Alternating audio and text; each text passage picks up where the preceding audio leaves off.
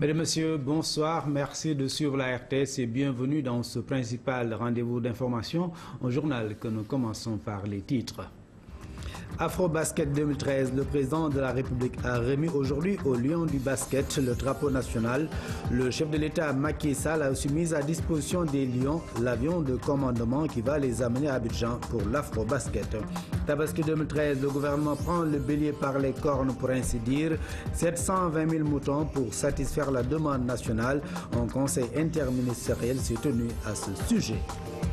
Grand Formant ce soir parle du ramassage d'ordures à Dakar. Un système nocturne de ramassage a été mis en place par l'État, un système qui vient compléter la collecte de jour. À la veille du départ des Lions pour l'Afro-Basket d'Abidjan, le chef d'État a procédé aujourd'hui à la remise solennelle du drapeau national, occasion saisie par le président Macky Sall pour exhorter les Lions à faire preuve de patriotisme et d'engagement afin de reconquérir le titre continental.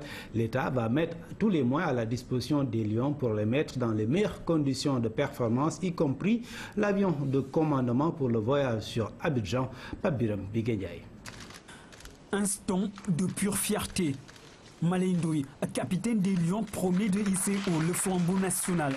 Lui et ses partenaires sont aujourd'hui prêts à créer l'exploit, puisqu'il s'agit de reconquérir un titre perdu depuis 1997, année de la dernière consécration des Lions. L'engagement des Lions du basketball est total. Notre équipe est plus que déterminée à relever les défis qui sont énormes. Nous nous engageons à porter le drapeau national au plus haut sommet. Nous comptons sur votre soutien pour nous accompagner dans cette tâche. Sachez que tout le peuple sénégalais est mobilisé derrière vous pour vous pousser à la victoire finale au soir du 31 août 2013. Je vous exhorte donc à faire preuve d'engagement et de détermination afin que ce rêve d'un Sénégal hissé sur le toit du basket continental redevienne réalité.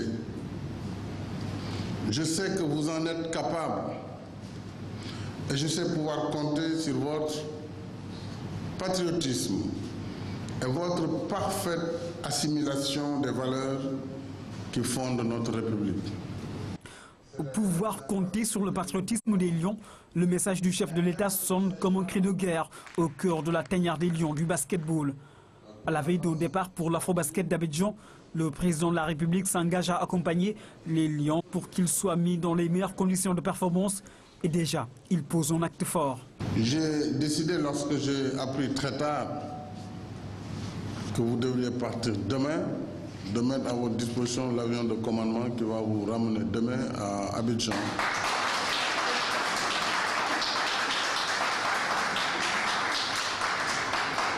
Et j'espère qu'il vous ramènera avec le trophée de 31.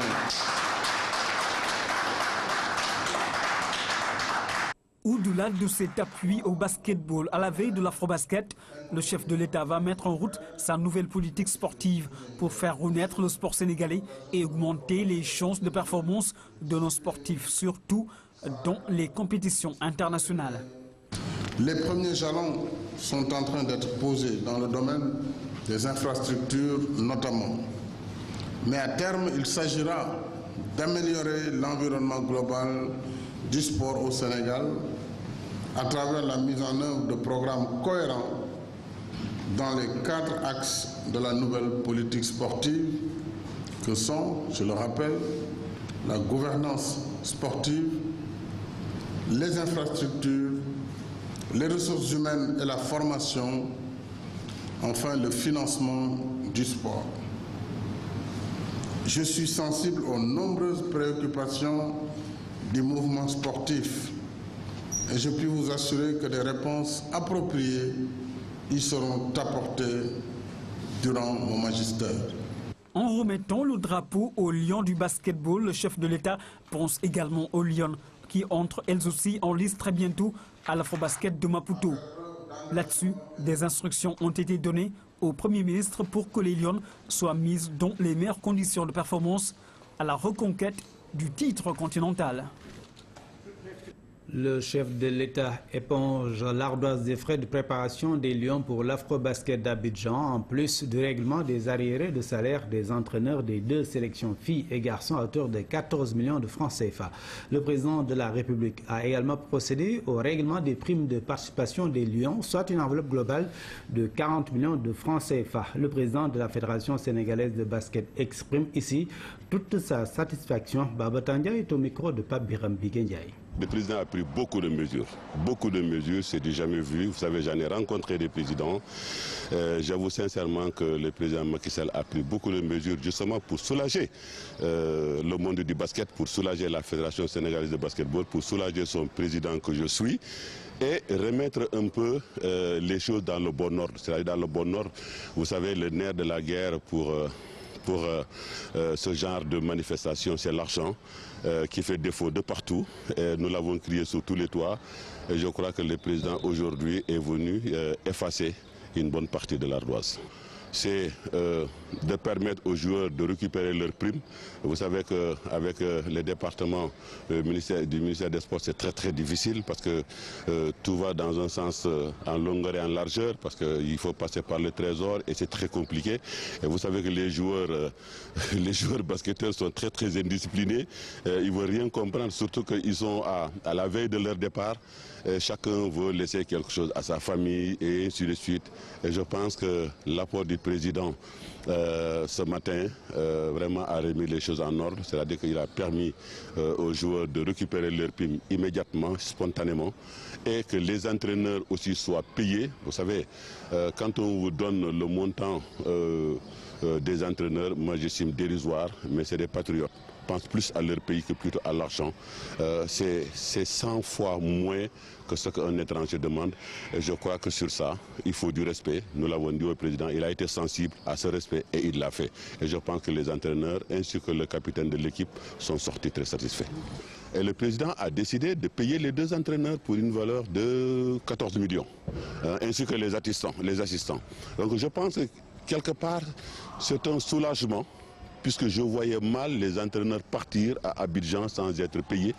Et on est aujourd'hui samedi, on doit partir demain. Je vois mal aussi, entre samedi et dimanche, que le ministère puisse sortir de l'argent au trésor public. Vous comprenez? Donc quelque part, le président a désamorcé un peu une bombe.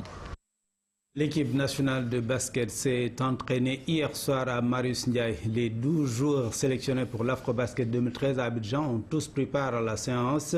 L'équipe rallie la capitale ivoirienne ce dimanche. Cheikh Sarr, entraîneur national, est revenu sur le choix des 12 joueurs avec notamment le recalage de Malik Badiane et Djibril Thiam. Le voici au micro de El Hadj Thierno Dramé.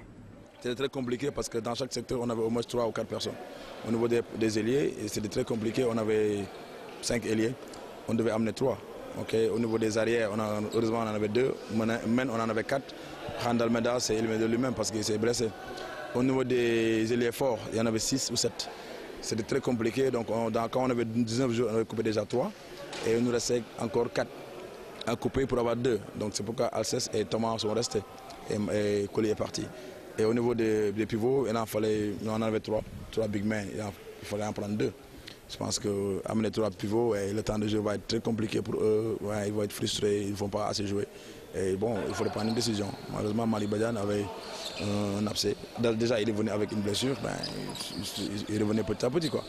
On allait au Burkina, il a très bien joué, les 2 premiers matchs. Après, il avait un abcès qui lui faisait mal à la cuisse. Ça, c'est compliqué pour lui. Après, bon, on ne voulait pas le laisser aussi. Il est venu au Sénégal, rester encore 1 ou 2 jours, ne pas s'entraîner. C'est handicapant pour tout le monde. Pourquoi on l'a libéré? Mais c'est un gars qui est bon, quoi. S'il n'y avait rien, bon, on allait le prendre. Voilà. Il y a l'autre Dibicham qui est en concurrence avec Malay et Mohamed Faye, parce que lui, c'est un 3-4, un peu polyvalent. Mais voilà, comme il est venu tardivement, il avait un peu de difficultés pour s'adapter au système de jeu. Mais c'est un gars vraiment très bien, quoi, qu'on a vraiment regretté. Va laisser partir et c'est dommage pour lui, c'est dommage pour nous également. Mais il fallait faire un choix et je pense qu'avec l'expérience de la Coupe d'Afrique que Mohamed Faye a, que Malay a, que Mohamed Diop a, c'est qui a posé sur la balance. Parce que lui, il n'a jamais fait la Coupe d'Afrique. Je pense que voilà, et eux, ils ont déjà fait la Coupe d'Afrique et la zone 2. Ils connaissent très bien la compétition africaine. Ce n'est pas une première fois pour eux, c'est un avantage. C'est pourquoi on les a gardés. Souhait de victoire pour nos Lions à l'Afrobasket 2013. Pratiquement, nous sommes à quelques 2 mois de la fête de la Tabaski. À pareil moment, la question c'est de savoir s'il y aura suffisamment de moutons. Du côté des autorités, on a pris le devant. Le ministre de l'Élevage mise sur 720 000 moutons pour satisfaire la demande. Un conseil interministériel sur la préparation de la Tabaski s'est tenu hier, une rencontre qui a permis aux différents acteurs d'harmoniser leurs positions. C'est Nalune Fall.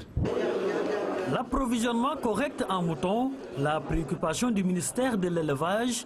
À 8 semaines de la Tabaski, les autorités ont déjà pris leurs dispositions. Les différents acteurs, les éleveurs notamment, ont exposé leurs difficultés. Le gouvernement dit prendre bonne note.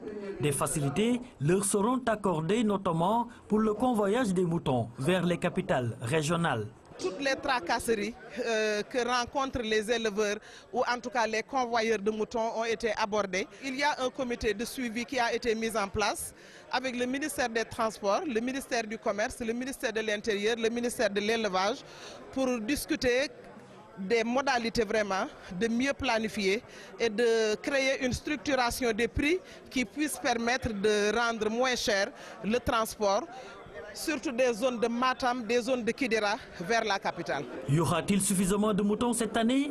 Certainement, selon le ministère de l'Élevage, qui mise sur 720 000 moutons pour satisfaire la demande, une demande fortement tributaire de la contribution des éleveurs maliens et mauritaniens.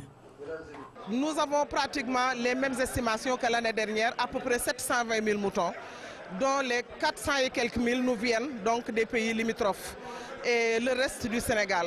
Mais ce que nous sommes en train d'organiser, c'est de préparer, c'est un programme structurant de production de moutons pour arriver à l'autosuffisance, ou en tout cas à avoir des quantités importantes qui nous permettront de limiter les importations de moutons. Les prix des moutons ont flambé durant la fête de la Korité. Le ministre de l'Élevage assure que des dispositions sont prises de concert avec les éleveurs pour assurer un approvisionnement correct en moutons et à des prix abordables. Assemblée générale ordinaire de l'Union des magistrats du Sénégal, la cérémonie officielle a été présidée par le ministre de la Justice, garde des Sceaux. Pendant 3 jours, les magistrats vont échanger sur les défis de leur profession. La réforme du secteur est au cœur de leurs préoccupations, tout comme la réduction de l'ancienneté pour accéder aux emplois hors hiérarchie. Le ministre de la Justice, garde des Sceaux, a mis l'accent sur les principes de transparence et d'équité, nous dit Aboubakry Kane. Forte mobilisation de ceux qui sont chargés de dire le droit. Cette assemblée générale est l'occasion pour les magistrats d'échanger sur leurs préoccupations, mais également de s'adresser au ministre chargé de l'administration de la justice. Pour l'UMS, le processus de réforme des textes régissant la justice doit au plus vite aller à son terme. Une préoccupation partagée par l'autorité. L'UMS, qui a toujours revendiqué une réforme du système judiciaire qui intègre une gestion transparente de la carrière des magistrats, fondée sur le mérite, la compétence et la performance, espère que ces aspirations seront prises en compte. Nous vous l'avons déjà dit l'année dernière, c'est seulement par cette réforme que l'indépendance de la justice pourra être renforcée, quelle que soit la volonté des tenants du pouvoir exécutif. Juger ou requérir la justice n'est pas une tâche aisée. Le monde change, les vieilles habitudes s'effondrent. La justice doit donc s'adapter aux exigences de la mondialisation, notamment celle d'une citoyenneté nouvelle qui exige plus d'équité et de transparence. Les préoccupations des magistrats sénégalais sont aussi d'ordre matériel. Elles sont relatives à leurs conditions de travail, à l'accès à la propriété foncière et la rémunération. Et pour satisfaire à ces préoccupations, le garde des Sceaux compte sur un dialogue permanent au-delà de la magistrature avec tous les acteurs de la justice. La chancellerie ne ménagera aucun effort pour préserver les acquis de votre corporation, notamment en matière de pouvoir d'achat et d'accès au logement.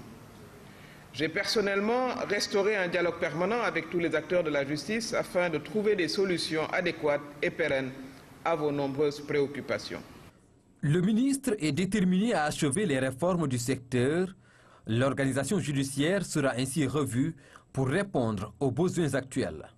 La justice étant au cœur de tout système démocratique, L'accent sera mis sur l'efficacité et l'accroissement des performances des juridictions.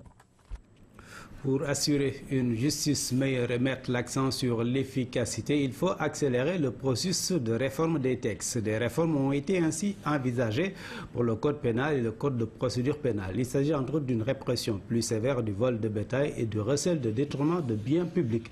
L'inéligibilité des personnes pour détournement de deniers publics pour une période de 10 ans est aussi une des modifications. Nous écoutons à ce propos le ministre de la Justice, garde des Sceaux. Parce que la magistrature, c'est rajeuni, c'est beaucoup rajeuni.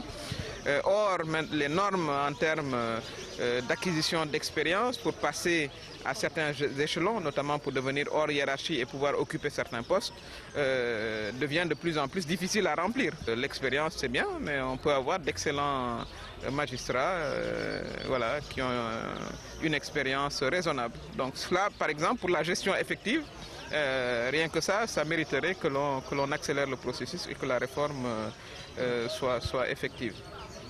Nous avons également fait le point sur les réformes du code pénal et du code de procédure pénale qui sont en cours. Nous comptons les présenter dès le mois d'octobre à la rentrée parlementaire.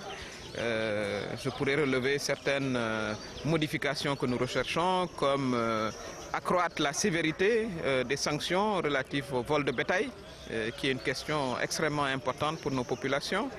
La question de la perte d'éligibilité pour les gens qui seraient condamnés de détournement de deniers publics d'au moins 10 ans, comme c'est le cas dans beaucoup de pays, parce qu'on ne pourrait pas comprendre qu'une personne détourne les biens publics, soit condamnée pour 1 an ou 2 et revienne avec le même argent, faire campagne et être élu, ce qui ne serait pas un bon exemple d'éthique. Donc nous comptons l'inscrire dans le code et le faire passer au mois d'octobre. L'amicale des anciens du CESTI sera bientôt mise sur pied à l'occasion de l'Assemblée générale tenue cet après-midi. Un comité de relance dirigé par le directeur général de la RTS, Racine Talla, a été installé. Il a pour mission de revoir les statuts de l'amicale et de proposer un plan d'action en vue de rendre cette structure plus dynamique. Hamidou Diop. Une bonne partie de ce que le CESTI compte comme ancien a répondu à l'appel. L'amicale des sortants du CESTI veut reprendre service pour redonner à cette école d'excellence une place de choix. Cette amicale est une structure qui doit s'adosser au CESTI parce qu'il s'agit effectivement de faire en sorte que le CESTI soit encore plus visible, que les produits du CESTI soient plus visibles dans le champ médiatique et qu'ils occupent bien leur place. Parce qu'il s'agit effectivement de faire en sorte que les produits du CESTI, qui sont quand même des produits d'excellence, parce que comme vous le savez, le CESTI a toujours travaillé dans une logique sélective, en faisant en sorte que les meilleurs produits, en tout cas des lycées et de l'université, soient formés au CESTI. La profession du journalisme au Sénégal est malade, il faut dire les choses telles qu'elles sont. Il y a beaucoup de difficultés que nous rencontrons dans l'exercice du métier. Les journalistes sont envahis par d'autres gens qui n'ont rien à voir avec la profession, qui l'exercent de façon très mal. Dans une atmosphère de retrouvailles et d'échanges, un tour d'horizon des défis qui interpellent le CESTI a été fait. Ils ont entre autres pour nom insertion des diplômés et adaptation de la formation, un chantier sur lequel l'apport des anciens est attendu. Ce que nous attendons de l'amicale, c'est plusieurs choses. La première chose, c'est que l'amicale nous aide à trouver des solutions à l'insertion professionnelle de nos diplômés. Je l'ai dit tout à l'heure, nous avons des étudiants qui sont très bien formés. Et puis, on se rend compte qu'à leur sortie du CESTI, ils n'arrivent pas à s'insérer professionnellement. La deuxième chose que nous attendons de l'amicale, c'est qu'elle nous aide dans le cadre de notre travail de réflexion sur le devenir du CESTI. Il est important que tous nos compatriotes sachent une bonne fois pour toutes qu'il n'y a pas 2 ou 3 écoles ou instituts dans ce pays plus sélectifs, plus difficiles d'accès que le CESTI. C'est une des rares écoles où des milliers de candidats se présentent et à l'arrivée voire 10 entrées pour le niveau bac, ou bien des centaines participer au concours et à l'arrivée voire 2 ou 4 entrées à l'école. En 40 ans, le CESTI a mis sur le marché de l'emploi des journalistes présents aux 4 coins de la planète. Mais le développement des médias au Sénégal s'est fait avec quelques problèmes, dont l'urgence de réfléchir sur des solutions appropriées. Aujourd'hui, le Sénégal a vu ou voit son paysage médiatique très développé, avec des hauts et des bas. Et il s'agit plus maintenant de renforcer ce qui constitue les acquis du Sénégal dans ce domaine, mais aussi de poser les problèmes. Parce qu'aujourd'hui, on a une presse quand même à un certain niveau qui doit s'interroger sur sa propre pratique. Et je pense que notre amicale est très bien consciente de cet aspect des choses. Et c'est pourquoi on parle de la défense du label CESTI. À la fin de cette assemblée générale où pas moins de 100 CESTIens ont assisté, un bureau chargé de relancer les activités de l'amicale et dirigé par Racine Talla, le directeur général de la RTS, a été élu. Il a pour mandat 1 an pour revoir les statuts et règlements et mettre sur les rampes l'amicale des anciens du CESTI. Cestien un jour, Cestien toujours. Nous nous joignons donc à cette dynamique de relance avec à la tête le directeur général de la RTS, Racine Talla. Un atelier de validation du plan d'action a réuni 70 femmes de radio communautaire du Sénégal. La rencontre est initiée par le Réseau international des femmes. L'objectif est de mettre en place un document stratégique pour une amélioration de leurs conditions de travail. Dame Silla. Actrices à part entière de la vie et du changement social, les radios communautaires participent fortement au développement économique d'un pays. Au Sénégal, elles sont 70 et présentes dans les 14 régions. Toutefois, des difficultés ne manquent pas dans ce secteur, interdit de publicité et pourtant plein de charges. Les radios communautaires abattent un travail remarquable au sein de la communauté, mais les radios communautaires sont interdites de publicité. Alors que quand on n'a pas suffisamment de moyens pour faire fonctionner la radio, comment on va devenir? La radio va mourir de sa belle mort. Nous voudrons que l'État nous autorise à faire un peu de publicité. En tout cas, il faudra essayer de voir sous quel angle on pourrait travailler pour que les radios communautaires puissent avoir de la publicité ou bien d'autres recettes substantielles qui pourraient leur permettre de survivre. Nous avons maintenant l'ambition de faire une politique beaucoup plus active en direction des radios communautaires. C'est pourquoi j'ai proposé au nom du ministre de la Communication, des Télécommunications et de l'Économie numérique une commission. Le manque de formation des femmes des radios communautaires occupe le devant de cette rencontre. L'inégalité entre hommes et femmes dans le secteur est aussi soulignée. Des revendications bien prises en compte par l'État et ses partenaires. Les questions de renforcement des capacités techniques des professionnels des médias, de la formation permanente et continue des acteurs des radios communautaires et la question de la professionnalisation des journalistes, ces questions sont inscrites comme fondement des activités du secteur communication et information de l'UNESCO. Il se trouve que ces questions sont au cœur de vos réflexions et discussions. Le document final du plan d'action sera remis au gouvernement et aux autorités concernées. Il couvre la période 2013-2016 et va englober l'ensemble des difficultés et propositions des radios communautaires du Sénégal. 1 tonne 200, c'est la quantité de produits avariés saisis par la sous-brigade départementale du service d'hygiène de Dakar. 5 millions de francs CFA d'amende infligés aux contrevenants. Des produits périmés retirés de la vente dans les marchés à la suite de contrôles fréquents. Ces agents ont procédé à la destruction de ces produits, nous dit Moussa Mané. De la boisson, du lait, des boîtes de conserve, bref, une panoplie de produits impropres à la consommation. C'est une saisie des agents de la sous-brigade du service départemental de l'hygiène de Dakar. Nous avons saisi au total 1 tonne 200 de produits et nous avons infligé des amendes de 5 millions de francs aux personnes qui sont rendues coupables de ces infractions qui sont extrêmement graves et dangereuses pour la santé. Le phénomène est remarqué avec une danse très forte dans les zones de Lamine Gueye et dans les zones de Patterson. Mais ça existe par-ci et par-là dans les quartiers. Donc les agents, au cours de les visites domiciliaires, procèdent à l'inspection rigoureuse de ces produits alimentaires. Et quand ils voient que l'uniquité et la sûreté des produits est portée atteinte, ils procèdent à le retrait, purement et simplement du commerce, et infligent des amendes.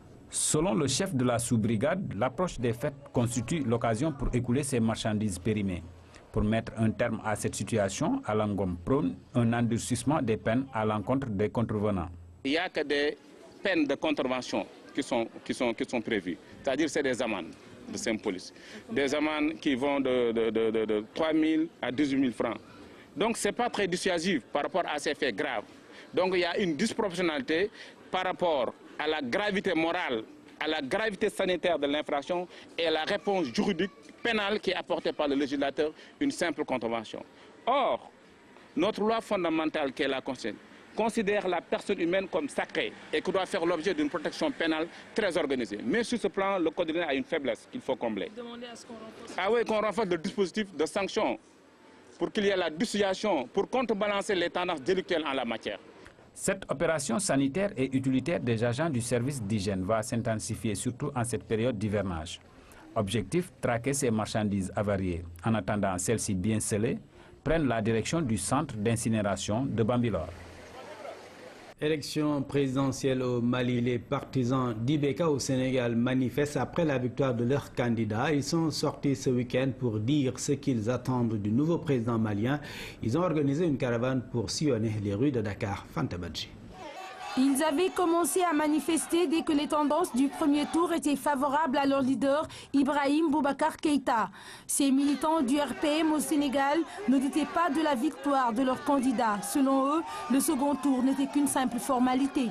On n'a pas pu retenir les gens, alors on a souhaité le faire un peu plus tôt, mais comme nous sommes des républicains, on a attendu l'annonce officielle des résultats, bien qu'on connaissait déjà les tendances.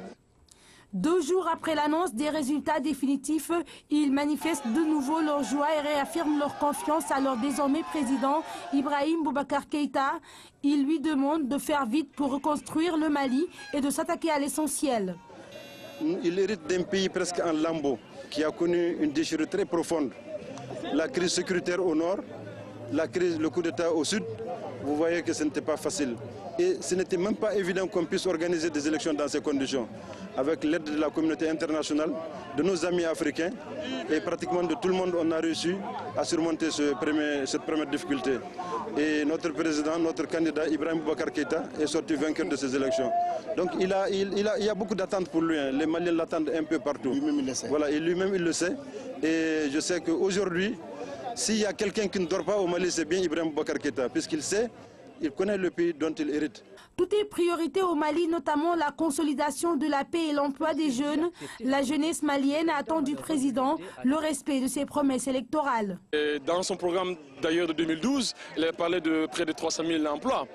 C'est vrai que le nombre n'a pas été retenu en tant que tel, mais l'idée déjà de centaines de milliers d'emplois est quand même une réalité chez Ibrahim Boubacar Keïta. Donc nous attendons de lui qu'il mette cette promesse en pratique. Les militants du RPM, par ailleurs maliens vivant au Sénégal, espèrent qu'avec Ibeka comme président, le Mali verra bientôt le bout du tunnel.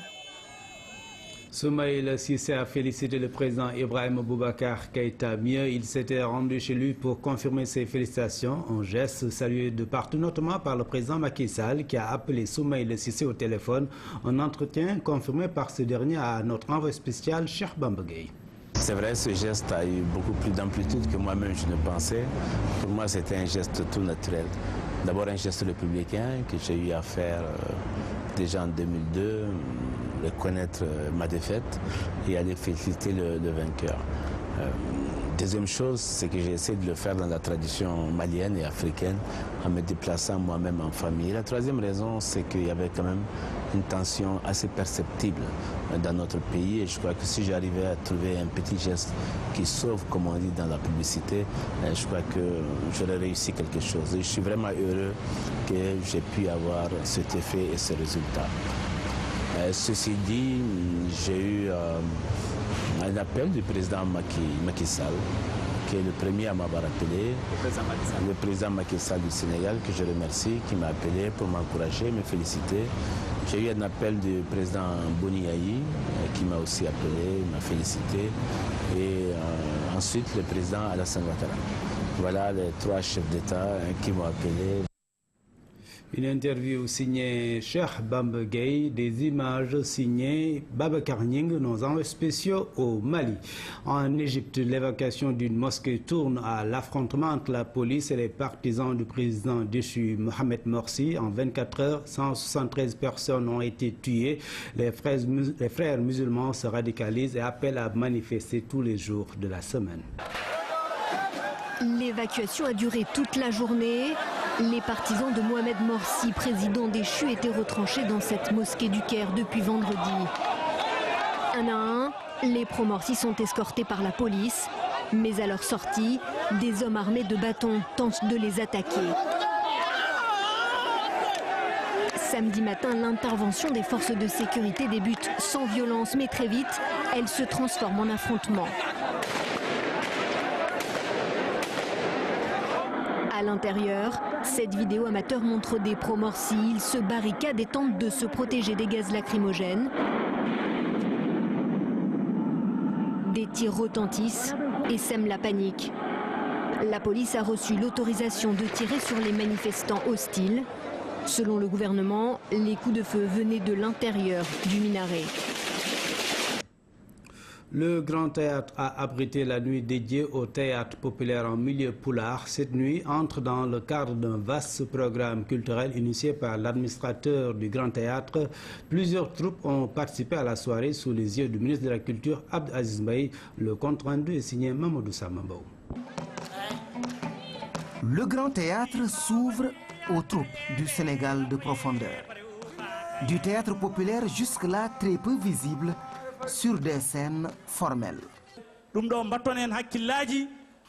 Sur initiative de Dental Pinal Poulard, le Grand Théâtre a concocté d'une manière réussie des prestations dans les langues nationales outre que le Wolof. Ce soir, le Poulard est à l'honneur avec un plat, Pidien Ndialen, traduisez, amusons-nous.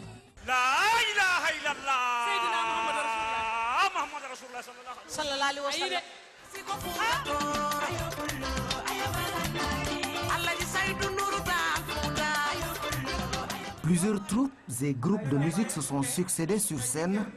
Sur celle-ci, le message porte sur la stigmatisation des personnes vivant avec le VIH.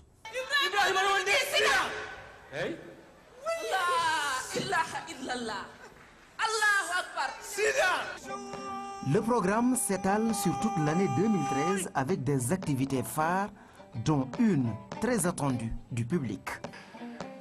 Du matin au soir, je ne parle que du ballet Béjart le 29 novembre. Le ballet du XXe siècle, le ballet de Maurice Béjart qui était venu sur l'anniversaire de Senghor. Et je l'appelle aujourd'hui de Senghor à Macky Sall. Parce qu'ils sont venus en 1977 et maintenant ils vont venir cette année. Donc je vais l'offrir au président Macky Sall. L'initiative est saluée par le ministère de tutelle, Abdoul Aziz Mbaye, de souligner le caractère fédérateur de ces programmes. Ça, c'est le type d'initiative qu'il faut continuer à prendre. Donner la chance à toutes nos expressions culturelles de s'exprimer ici, sur ce grand théâtre, qui doit être un lieu de création, un lieu d'expression, mais surtout un lieu où on magnifie la richesse que nous avons, qui est notre diversité culturelle. Auparavant, la salle du Grand Théâtre a consacré 1 minute de prière aux artistes et comédiens disparus.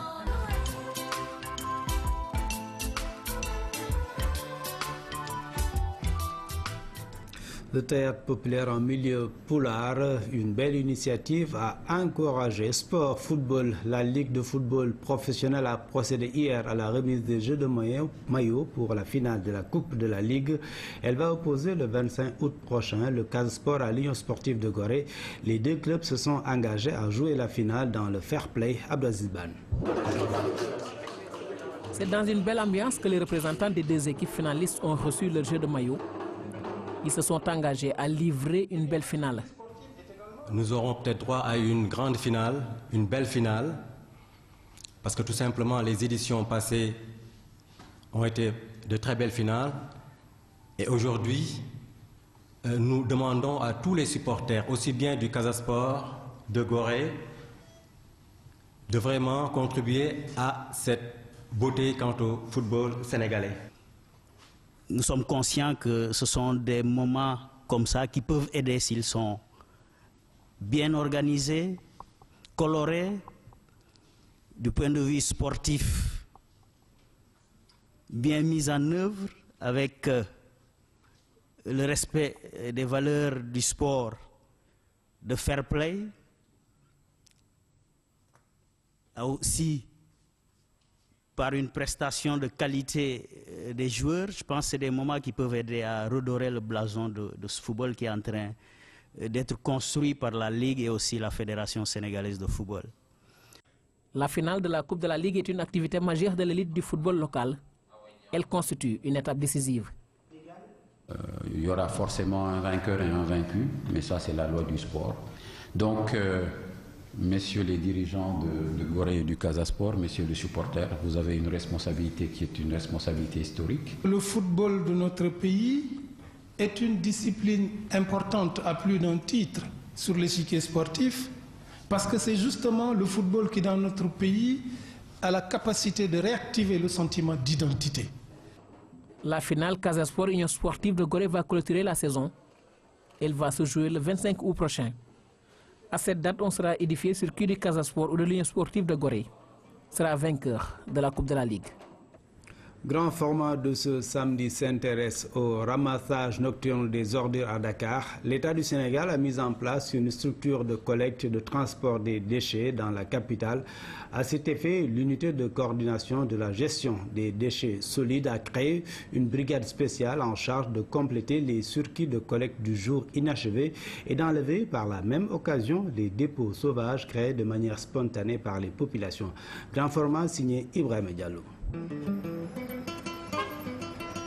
Omar Ndiaye, vous débutez au niveau de la pharmacie Medoune Thiam.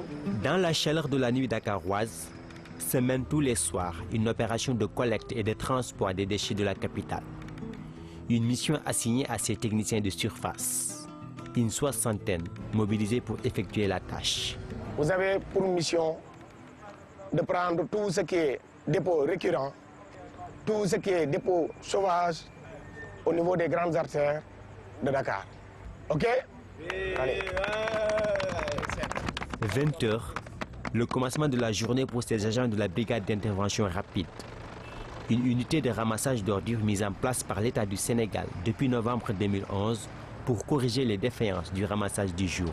Après avoir fait donc le bilan du dispositif de collecte des déchets, on s'est rendu compte que la collecte seulement de jour n'était pas suffisante pour satisfaire correctement donc, les préoccupations des populations.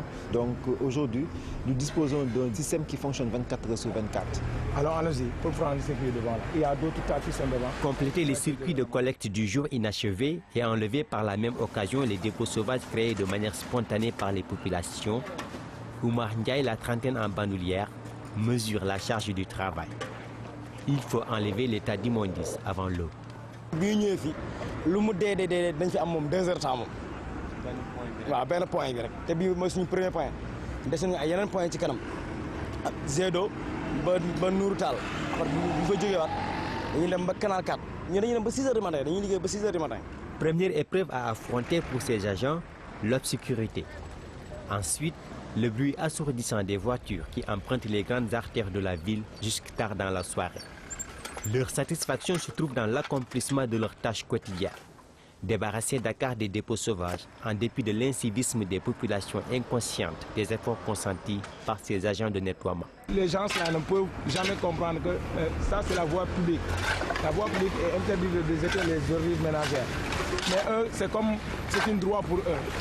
Quand ils ramassent les ordures là, vous voyez même tout à l'heure là, quand on ramasse, on essaye de passer 2 pas devant.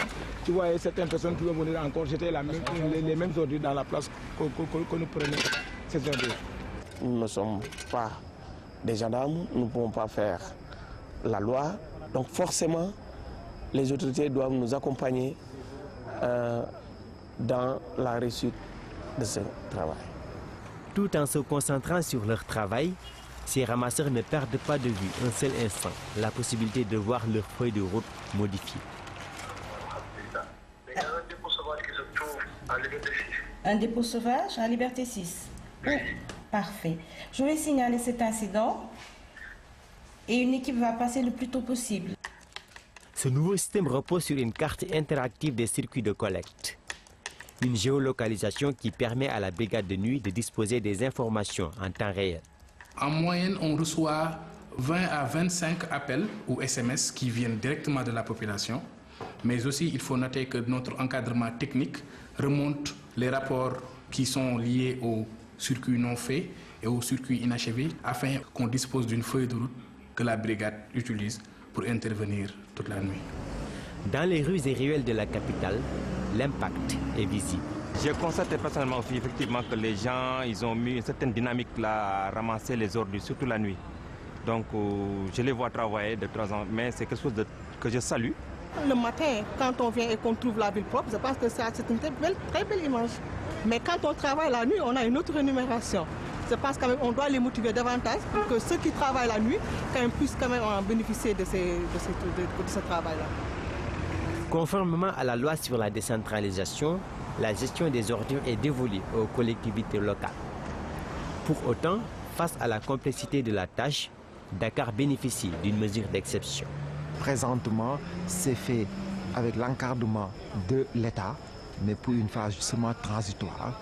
Mais à terme, au moment où les côtés locales ont suffisamment de capacités financières, elles pourront valablement assurer la pleine responsabilité sur le secteur. Ce qui importe, c'est moins le coût que l'appropriation par les acteurs et les populations du dispositif. J'étais en train de me dire qu'il est possible d'impliquer même les délégués de quartier, qui sont les représentants du maire dans les quartiers. Et ce qui fait que ce sont les délégués de quartier eux-mêmes qui auraient la responsabilité justement d'annoncer l'existence de tas d'ordures à enlever dans telle ou telle zone du quartier. Le dispositif mis en place par l'État du Sénégal porte ses fruits. Sa démultiplication dans les grandes villes va permettre aux autorités politiques et locales de venir à bout de la lancinante problématique des ordures, un enjeu urbain en Afrique. Grand format ramassage d'ordures nocturnes à Dakar, un sujet signé Ibrahim Diallo. Mesdames et messieurs, c'est tout pour cette édition de 20h au Sénégal ou à l'étranger. Merci de nous avoir suivis. Bonsoir.